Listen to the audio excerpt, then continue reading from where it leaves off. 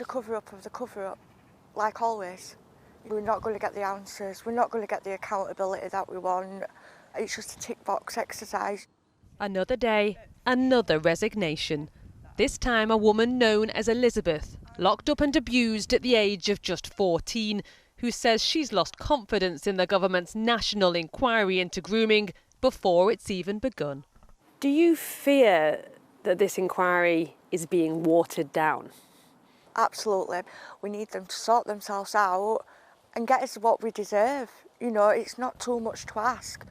Is the truth really that bad? Today, ex-police chief Jim Gamble became the latest person to withdraw as potential chair of the inquiry. Former social worker Annie Hudson has also stepped down, and the safeguarding minister Jess Phillips is under pressure to quit. One of the survivors has said, and I quote, "Jess Phillips needs to be removed because I don't think her conduct during this has been acceptable for the position that she holds." The safeguarding minister, I think, has probably more experience than any other person in this House in dealing with violence against women and girls. They believe that the inquiry will downplay the racial and religious motivations behind their abuse. Aren't the victims right when they call it a cover-up? 4 women have now resigned from the inquiry panel after claiming they were told its scope would be widened beyond victims of grooming. Jessica is not this woman's real name.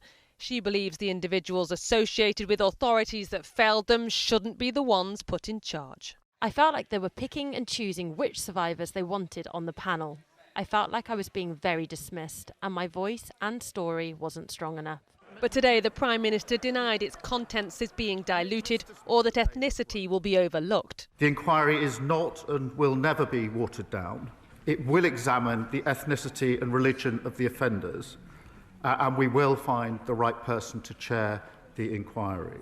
Who do you think should chair this inquiry?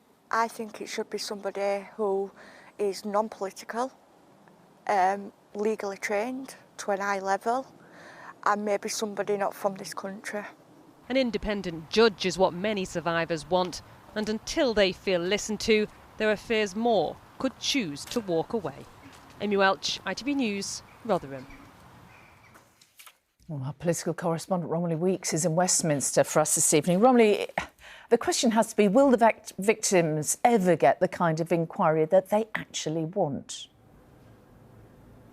Well, Mary, there are some huge sticking points, and many of the survivors, and they don't all talk with one voice, of course, but many of them want this to be a judge-led inquiry, which is why Jim Gamble, who is a child abuse expert but is not a judge, was a former police officer, withdrew today saying that he didn't feel that he had the confidence of all the survivors.